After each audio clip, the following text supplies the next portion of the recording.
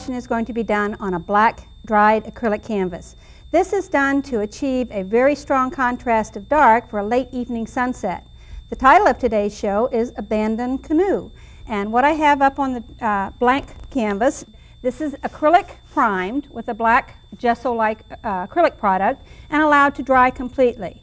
I threw a piece of tape on the canvas to create a horizon line for the distance of a lake, and above that we'll put trees and nice silhouetting late evening silhouettes against the light sky.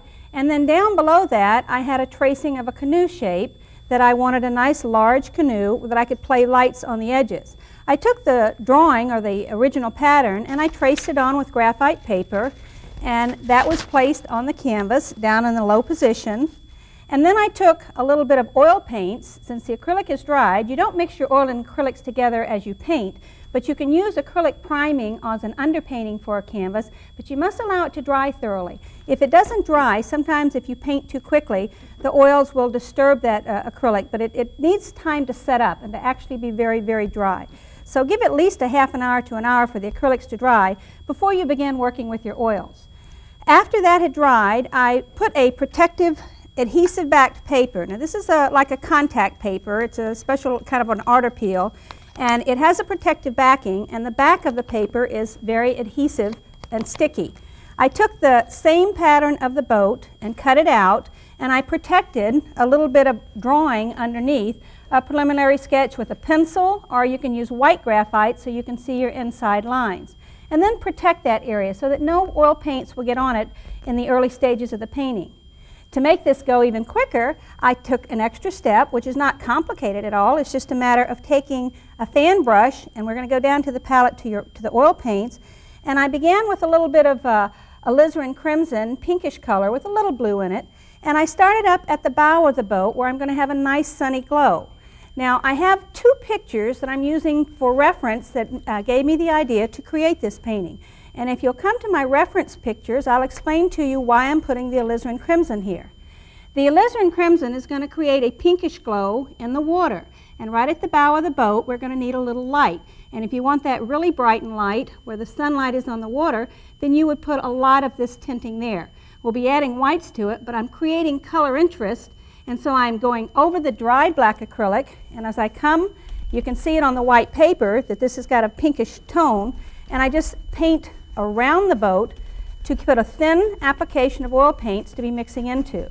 As I get out to the larger area, I add a little Prussian blue to the alizarin, and then I get a darker tint which becomes purplish, and you can see that's bluer and darker, and on these are transparent paints so that when you put white to it, you'll see the purples and the blues.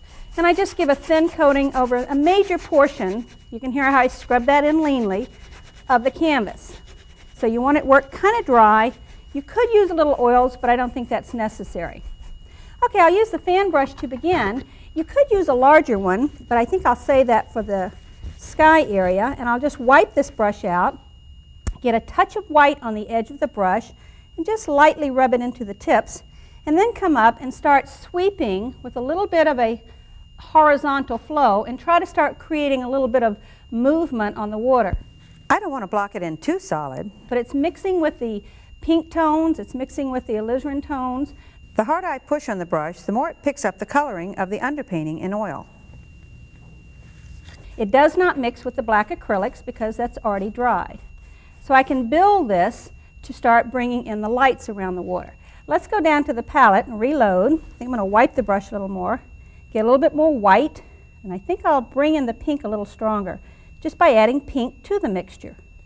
So instead of using straight white, to make sure I get a pink tint, I'll add alizarin to it, and we'll come back up, and right at the bow of the boat I want a nice little blush of light, even in the reflection. I even cut out the shadow from this so that I'd see a little bit of light. Now the play of light that's going to come down the water is going to be pretty well just under the point of the boat, so we'll have a little bit to back behind the boat and leave it darker here in the shadow foreground. Now this is in the water area, and you can kind of turn your brush on its edge to start putting streaks in the background back through there, and get lighter and lighter as you feel you want to build the light source. I don't want this too bright, but this is strictly horizontal strokes in the water area. To do the sky area for the impact, I'm going to go to a larger brush, and this brush is a natural bristle brush. I'm using soft white to begin with, and I'm going to build a little ochre to begin with for the warmth. So it's a late evening sky. I don't want to use pure white, so I'm getting a golden glow to it. And I'm going to start kind of high up on the canvas, way up towards the top, and I'm going to lightly tickle up in there and push it up and off the canvas so I get a glow area. That's going to be my brightest light in the canvas. And I don't want just a sagging line, so it kind of breaks on the edge of the dried acrylic. Then I'm going to start using a little bit of the orangey tint to kind of make a real last burst of light. And I just darken my colors depending on the color tints you want. And we're going to warm this up around the edges of the strongest lights. And I'm kind of tapping it on and gently moving back into the other color. You can see this is opaque, so it covers that black acrylic quite easily without mixing it. Then I start getting pinker or stronger with the colors, and this could almost be like a shadow cloud, a little bit of a cloudy edge, and this kind of has a blushy color to it, and I want to get a little bit of a feeling of the late evening sky. Now we could come a little bit lower, maybe a little bit of light filtering through, and that almost leaves me a cloud bank there that I can make grayer. Let's start using blues and alizarans together in the same mixing spot.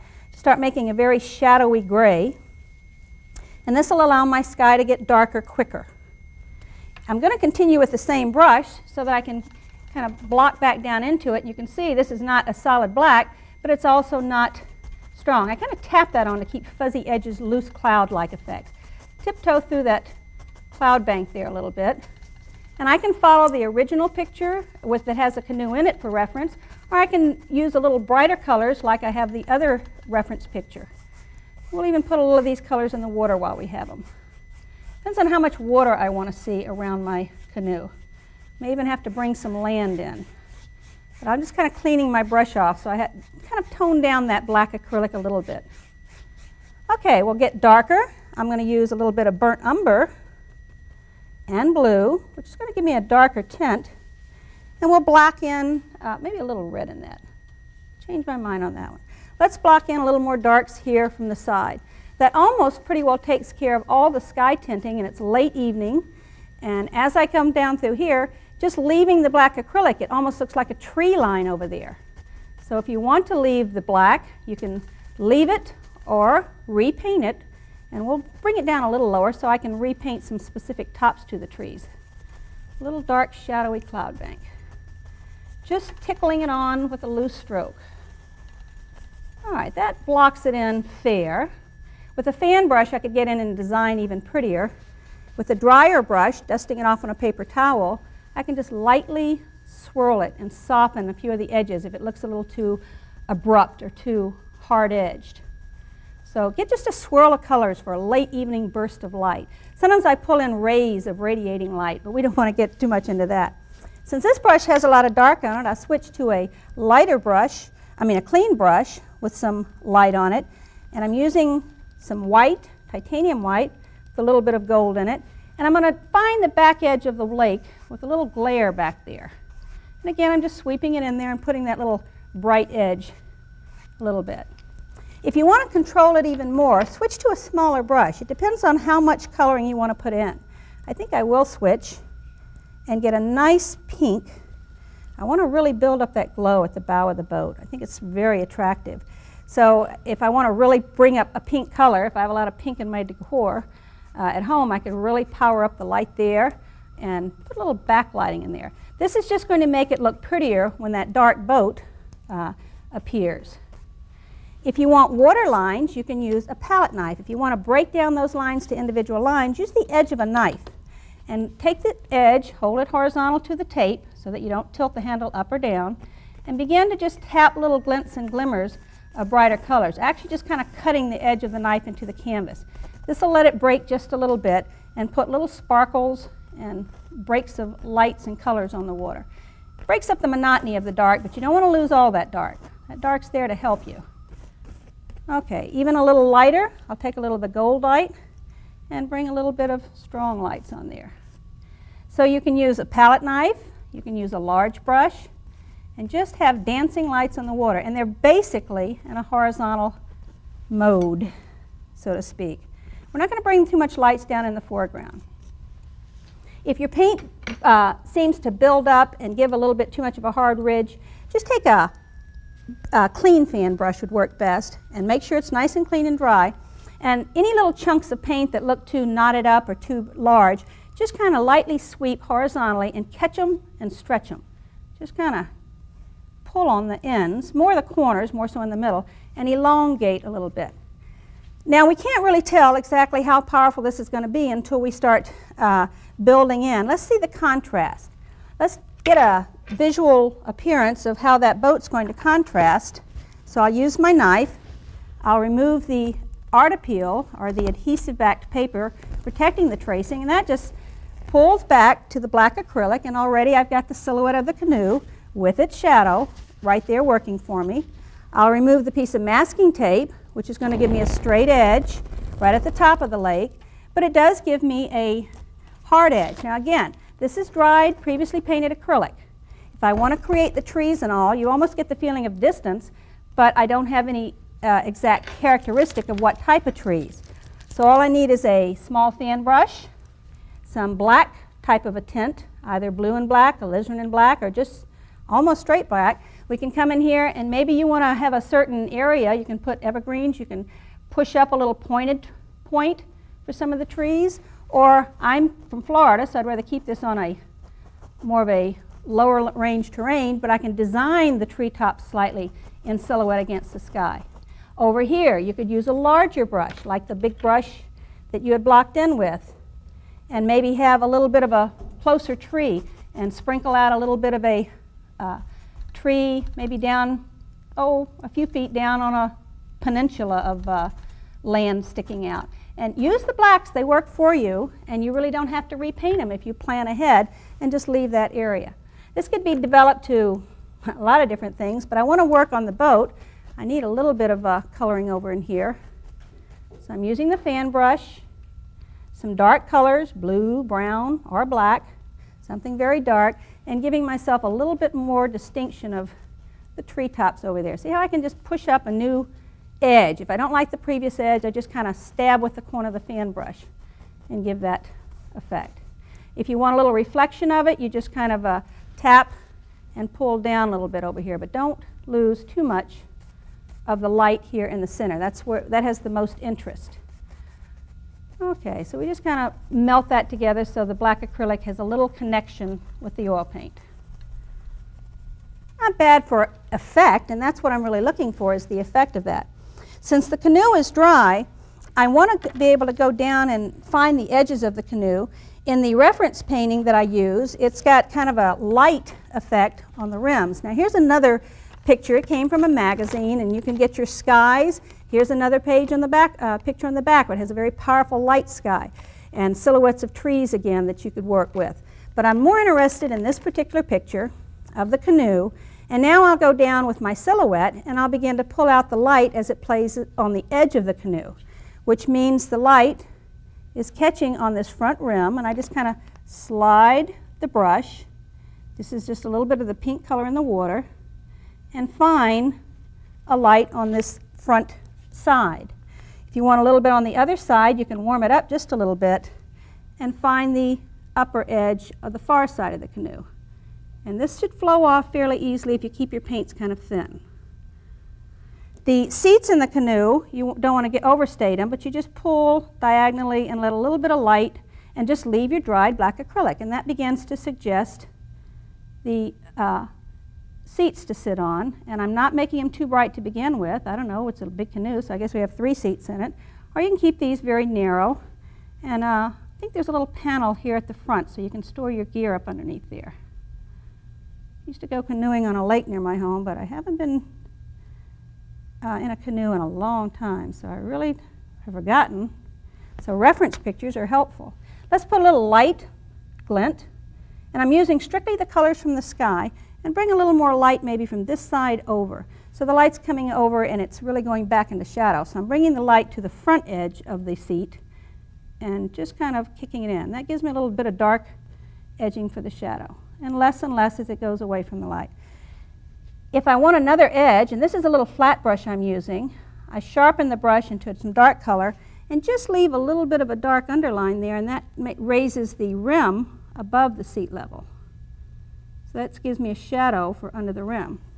If you want a little bit of the blue for reflective light, although I don't bring too much way over in the shadow because I don't see it in the original picture, but you can almost see the light bouncing off the water for the lower rim of the front of the canoe, and then we'll refill that with the darks. Not too much in the way of reflective lights. If you're not happy with just the black acrylic being there and unpainted, you can always go back in and use oil paints and paint it back in black with black oil paint. But the fact that the dried acrylic makes it much easier for me to go in and repaint areas. This is just a little bit of softening over that shadowed portion so that the shadow reflection is under the canoe. Okay, that's not too bad. I need a few more darks just under the rim here, just to give a little bit of an edging. And I think that will be enough. It's got a little bluish, but I think we can live with that. You can put all sorts of gear or, let's see, what could we put in the boat? Oh, the tackle boxes, all sorts of things. Just kind of suggestions of the ore that goes into there. This has a dark on one side and a light. Just kind of leave a little ore in there, or a little box or lunch box, and maybe he forgot his gear. Or just suggest things. If you have something specific, I'm putting lights and darks as if there's some things maybe stacked up still left in the canoe. And I don't know, we'll just break some edges in there. Interest. Nothing exact, because I don't know what he had in there. Don't want to put a silhouette of a dog, maybe leave your dog behind. But basically, it's just the effect that we have for lights. And this came developed quite quickly. I need to enhance a lot of the areas. Let me get a little more dark, using more of a Van Dyke with a little violet in it, which will really make it almost like a black. And I don't want to lose this dark that I had in here underneath the canoe. Sometimes the lights bounce from off the water from overhead sky back up onto the canoe. So little bits of color just add interest. Although late at night you should see very little color. I really don't want to see too much. And I've lost my dark edge for the bow of the canoe. Now if I want to create a little island coming out through here, I just darken up into an area. And then if you want it to be rocky, grassy, whatever, you just suggest things. You just need contrast and silhouette. Maybe that's a little piece of land jutting out right there, and you want a little grass on it, you lift up. Depends on if it's marshy or rocky as to what you want to apply on it. This is pretty fair in here for a quick rendition of a boat or a canoe. Let's try to do a little bit of liner brush work and see if we can combine two pictures. Let's go up to the reference material for just a moment and study it and see if we want to incorporate these two pictures together. I have a picture of the canoe, and then I also have a picture of a sunset which has silhouettes of grasses up on it. Now these grasses create a lot better perspective. This has a very low horizon in the picture, and this has a higher horizon. But I can bring up these grasses so that I feel like it's a little marshier in my picture, and I'm going to thin down a dark with a liner. And with that light area in the water back here, even though it's not in the original picture, because this one just has darks in the water, there's nothing down here, I could bring a few darker values and almost have a feeling of the grasses that show up down here in foreground. So you can combine pictures and interest if you want contrast and a little more developed area. A dock, or, oh gosh, there's just a lot of things you can do, but I'm utilizing the little bit of light in the water there to capture what's in the other picture and change your coloring. It's just a lot of fun to be able to suggest things in these. And I'm just blocking it in and lifting up with a liner brush, little grassy things. So that kind of pushes the canoe a little further back into the picture. If there's not enough light or power of light in your picture, you just need to rebuild. I'm going to clean the liner and add a little brighter light so that I get more of a glint or a power of light in a couple of areas. Let's build on the edge of the canoe in a few spots. Maybe right, well, actually, we'll find it right here on the canoe, just a little extra power of light on this side, maybe a little bit caught the rim of this side. So I can enhance that a little bit. Don't want too much on the far back end. Maybe the oarlock, if there's, well, if there's an oarlock, I guess that's a rowboat, so we'll put a little bit more on the equipment that we've got left behind. I'm playing with the handle just to kind of diffuse that a little bit. And then I'm going to come all the way to the top of the canvas and try to bring a little bit more of the light up there. I think I need to clean my brush though. And right above that area, straight up, I'll bring in a little brighter light and more like a sun patch, more so than just a light, bright sun.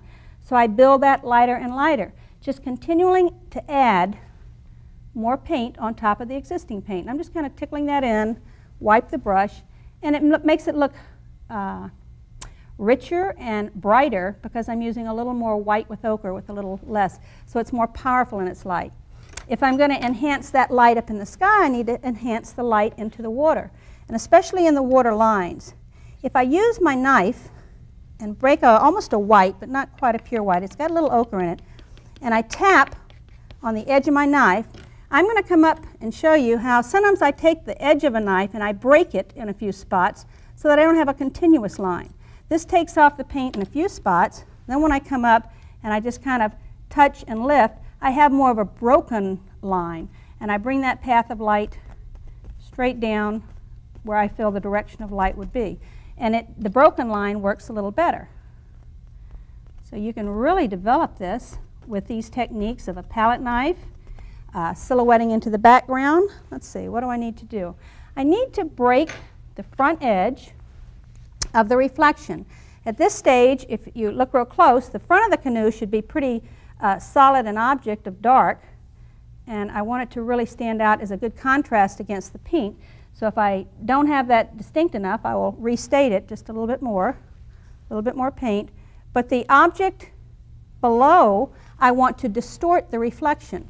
So I'll use the brush wiped out, and I'll kind of allow some of that color to zigzag across the reflection to kind of diffuse it or soften it all along the edge of the reflection. So there's actually lights playing, and these strokes are horizontal all the way up to the bottom edge of the boat.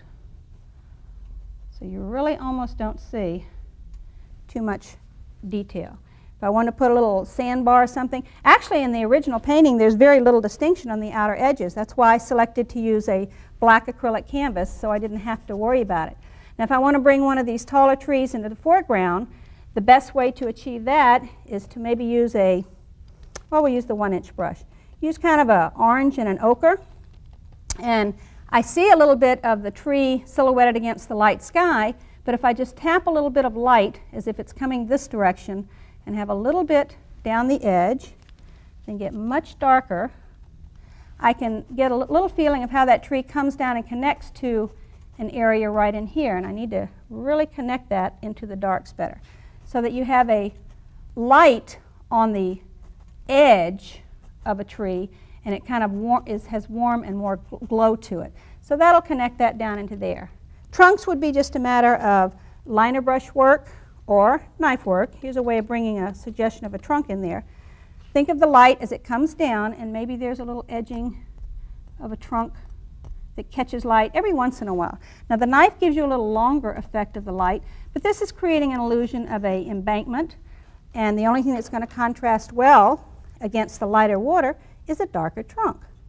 You have to think contrast at all times when you're painting with your lights and darks. So we'll just bring a couple of little smaller sticks as if that's a little more over here in the shadow. So I have dark against the lighter water, but then I have light against the darker background. So I use that to work for me. You should have a lot of fun with this. We've got a couple of surprises on future shows. What we're doing with black canvases is even a floral on a black canvas. So I hope you'll come back and join me to see some of the other things we're going to do on a black canvas. They eliminate a lot of our problems, and it builds a foundation so your lights are actually more powerful. After you've done this one time, rebuild the lights. You can always go back and enhance. Oh, I don't think we need any geese flying across at sunset. Our real interest is down here with the lights on the canoe. So give yourself a try with this one. And thanks for joining me.